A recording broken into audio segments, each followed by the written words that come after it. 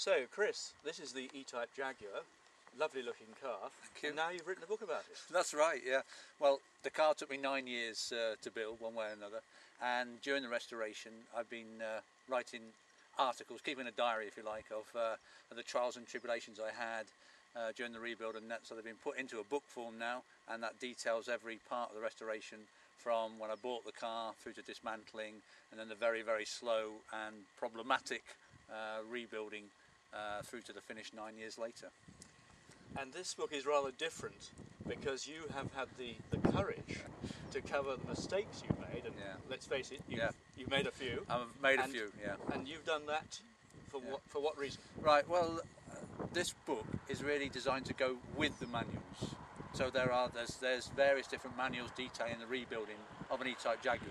But what they don't cover the mistakes and the problems and that are bound to happen, the human side of it, and that's what this book does. I cover it, the restoration, from my point of view, and if something goes wrong, or I drop something, or I break it, or I don't know how it goes together, then I say that, and I try to cover in this book the bits that the manuals don't cover, of which there's quite a bit.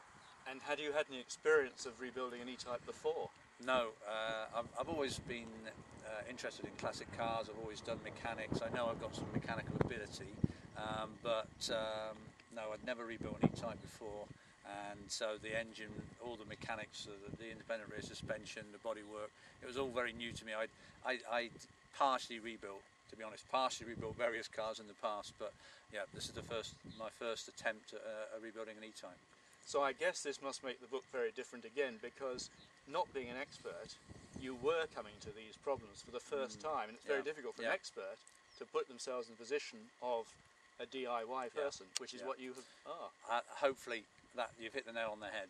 That an expert, they tend to assume something and they just pass on over it, and you haven't got the idea and you don't know what's going on, whereas I cover it from the novice's point of view. So I say, look, this is how it goes together, not like this, don't put it in that way, because I did it that way and it doesn't fit that way, and so do it this way instead. So being a novice, I can tell it from a novice's point of view for other DIY enthusiasts who are intending to do their own restoration.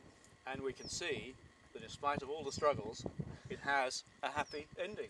Hurrah! Yes.